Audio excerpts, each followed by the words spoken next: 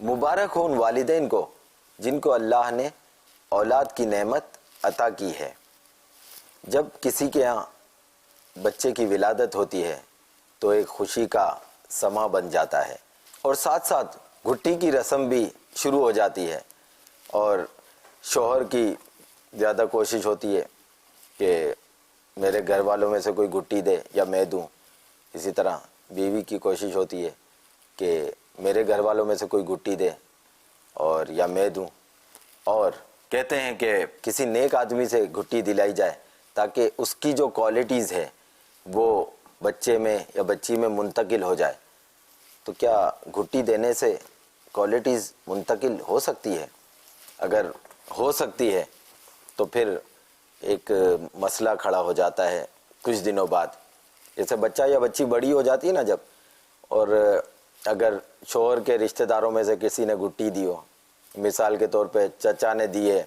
یا پھپھو نے دیے، تو پھر وہاں سے بیگم صاحبہ کہیں گی بچے نے کوئی شرارت، بچی نے کوئی شرارت کی، دیکھا تمہارے بھائی نے گھٹی دی تھی، گیا ہے نا اس پہ، اور پھپھو نے دیو تو آپ کی بہن نے گھٹی دی ہے، دیکھ لو ساری کوالٹی وہی ہے۔ یہاں سے بھی بعض اوقات تانا دیا جاتا ہے، دیکھا اس خالہ پہ گئی ہے، بالکل اس خالہ پہ گیا ہے، ماموں کی عادت ہے بالکل، دیکھ رہے بول رہا تھا ان سے گھٹی نہیں دلواؤ، بیوی کہتی ہو بڑے والے کو پھپھو نے گھٹی دی تھی بچے کے، دیکھ لو کیا ہوا۔ تو اب یہ عجیب و غریب ایک لڑائی شروع ہو جاتی ہے۔ تو پوچھنا یہ تھا شیخ کہ کیا گھٹی دینا ضروری ہے؟ اور گھٹی میں شہد دیا جاتا ہے عموماً، شہد کے علاوہ بھی کوئی چیز گھٹی ہو سکتی ہے؟ اور گھٹی کس سے دلوانی چاہیے؟ پلیز شیخ بتائیے، بچے کی ولادت پہ گھٹی پلانا یا چٹانا کیا ہے حقیقت، کیا افسانہ؟ حضرت بی بی عائشہ صدیقہ رضی اللہ عنہ کہتی ہیں کہ اللہ کے پیارے نبی صلی اللہ علیہ وسلم کی خدمت میں بچے لائے جاتے، حضور صلی اللہ علیہ وسلم ان کے لیے برکت کی دعا کرتے اور تہنیک کرتے، یعنی کوئی چیز مثلا کھجور چبا کر اس بچے کے تالو میں لگا دیتے، یہ تالو جو نہیں، یہ اوپر کا حصہ جو ہے یہ تالو کہلاتا ہے، تو تالو میں لگا دیتے کہ سب سے پہلے اس کے شکم یعنی پیٹ میں حضور صلی اللہ علیہ وآلہ وسلم کا لعاب دہن یعنی مبارک تھوک پہنچے۔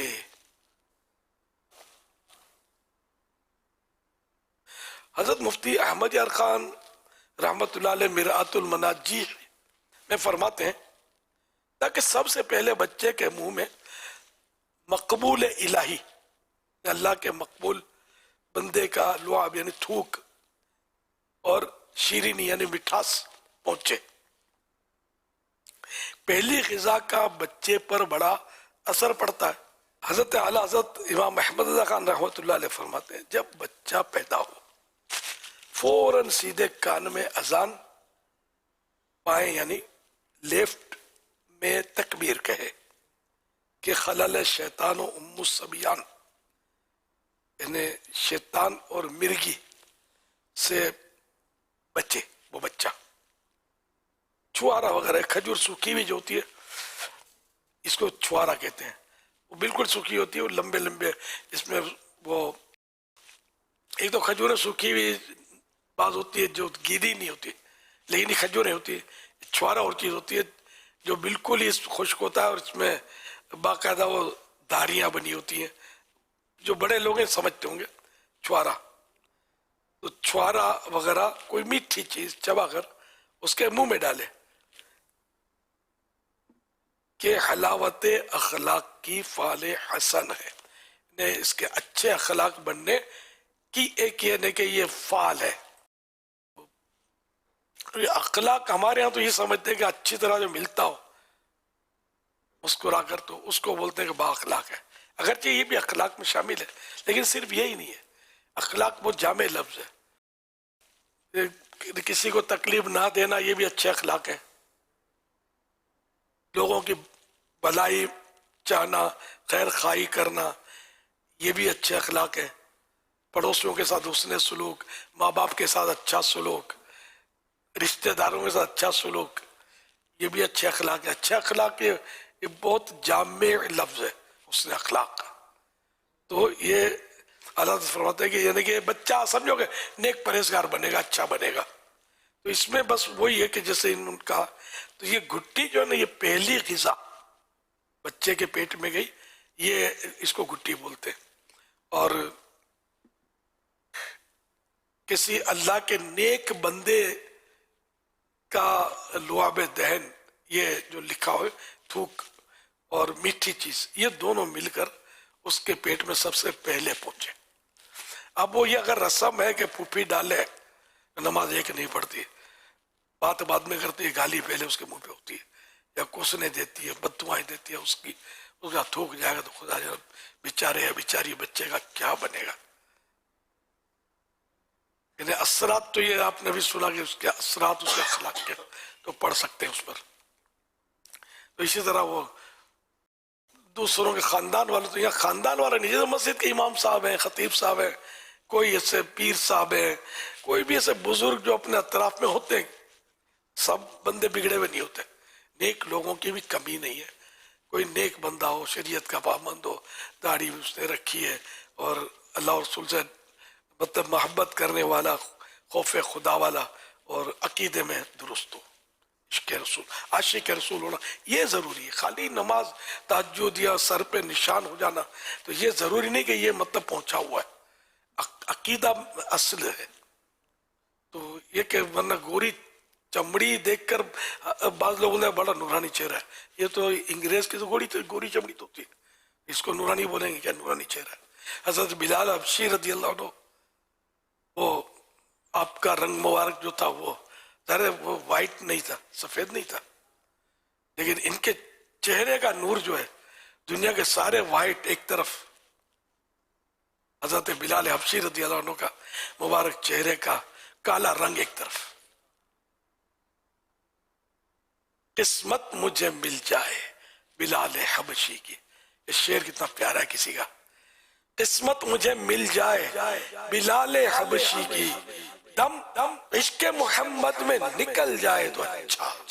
صلی اللہ علیہ وسلم۔ حضرت بلال کی تو کیا شان ہے۔ تو یہ کہ کوئی واقعی عاشق رسول، پکا سچا ٹناٹن سنی ہے، پلس یہ کہ نیک ہے، نیک نمازی پرہیزگار ہے، چاہے وہ خاندان کا ہے یا باہر کا ہے، تو اس سے گھٹی دلوانی مفید ہے بچے کو۔ صلو علی الحبیب صلی اللہ علیہ محمد صلی اللہ علیہ وسلم۔ اب جو انہوں نے یہ کہا کہ پھپھی سے دلوائی اور بچے نے شرارتیں شروع کر دیں، یا ماموں سے دلوائی تو شرارتیں شروع کر دیں، تو ایک دوسرے کو یہ کہنا کہ لو تمہارے بھائی نے دی تھی یا تمہاری بہن نے دی تھی، تو یہ انہی کے اوپر گیا ہے۔ تو یہ شیطانیاں یا شرارتیں جو کر رہا ہے یہ اسی وجہ سے کر رہا ہے۔ اور ساتھ ہی ساتھ یہ بھی ارشاد فرمائیں کہ اگر کسی نیک شخصی مثال کے طور پر امام صاحب سے ہی یا کسی عالم صاحب سے ہی گھٹی دلوائی اور بچہ نکلا شرارتی، تو پھر یہ کہیں گے کہ یہ علامہ صاحب کا اثر ہے۔ ہم تو بڑے جوش میں آ کر بڑی منت کر کے پیر صاحب کے پاس لے گئے سفر کر کے، پیر صاحب نے ہمارا بیڑا پار کر دیا، بچے نے جو رنگ نکالا ہے نا، تو اب پتا چلا پیر صاحب کا ظاہر کچھ ہے، باطن کچھ ہے۔ تو یہ بچہ جو یہ اس کے ذریعے لیبورٹری ٹیسٹ یا اسکیننگ نہیں ہو سکتی، سمجھے، اسکیننگ مشین نہیں ہے یہ۔ اور واقعی یہ تو خیر ایک سوال تو انہوں نے فرضی اپنے طور پہ کہ پھوپھی اور ماموں کو، تو خیر یہ بھی میں نے پہلی بار سنا کہ لوگ ایسا بھی بولتے ہیں، کبھی سنا نہیں ہے، اس میں سنا ہے کہ لوگ ایسا بولتے ہیں، اور پھوپھی ماموں سے یہ گھٹی ڈلواتے ہیں، یہ بھی مجھے نہیں پتا، سمجھے۔ تو خیر اگر ڈلواتے ہیں، اور وہ اگر پھوپھی ماموں بھی سب تو برے نہیں ہوتے، ظاہر ہے واقعی نیک ہیں، تو بالکل ان سے ہی ڈلوانا چاہیے، فرق نہیں ہے۔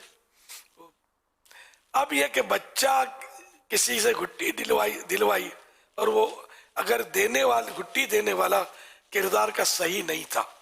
اور وہ بچہ بھی کچھ مطلب آگے پیچھے ہو گیا ہے کردار کے تعلق سے، تب بھی یہ کہنا کہ اس کی گھٹی سے ایسا ہو گیا،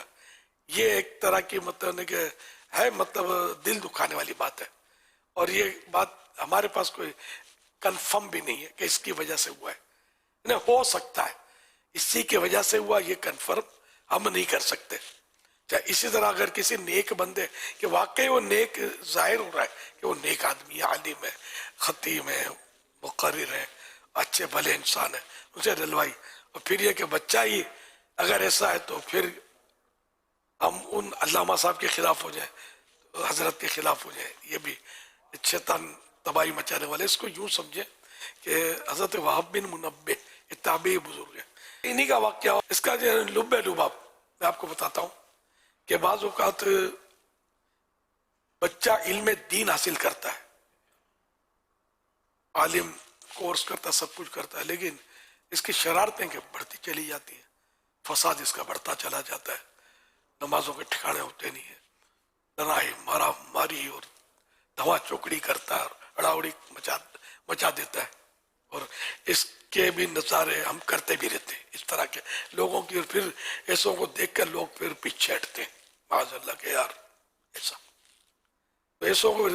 کالج یونیورسٹی کے ماحول پر غور کرنا چاہیے کہ یہ کیسے ہوتے ہیں، یہ کوئی ٹھوکے تھوڑی ہوتے ہیں. یہ جتنا مطلب ہم لڑا لڑی اور مارا ماری کرتے ہیں تو یہ آپ کے سب سمجھ سکتے ہیں جو میں کہنا چاہتا ہوں. تو بعض یہ مذہبی لوگ بھی اس طرح کر رہے ہوتے ہیں، طالب علم یا اس طرح. تو اس کی وہ وہب بن منبہ کا واقعہ جو خلاصہ اس کا یہ کہ یہ اس طرح کا وسوسہ کہ تو اتنا علم دین حاصل کیا یہ پھر بھی سدھرا نہیں، یہ بگاڑ کا بگاڑ ہے اس کے اندر. تو انہوں نے بڑی پیاری مثال دی کہ بیج زمین میں بویا، بہترین کھاد دی اس کو، پانی بھی ٹائم ٹو ٹائم دیا، اس کی خوب دیکھ بھال کی، لیکن اس کا پھل جو ہے پھر بھی کڑوا آیا، بد مزہ آیا، فصل اچھی نہیں تھی اس نے. تو آپ نے یہ اس کی وجہ بتائی کہ اس کی وجہ یہ کہ وہ بیج خراب تھا. اصل جو بیج جو بویا خرابی اس میں تھی، کھاد اس کی کیا اصلاح کرے گی. تو اسی طرح جو مذہبی تعلیم لی جس نے اور پھر بھی وہ اس طرح لوگوں پر ظلم کرتا ہے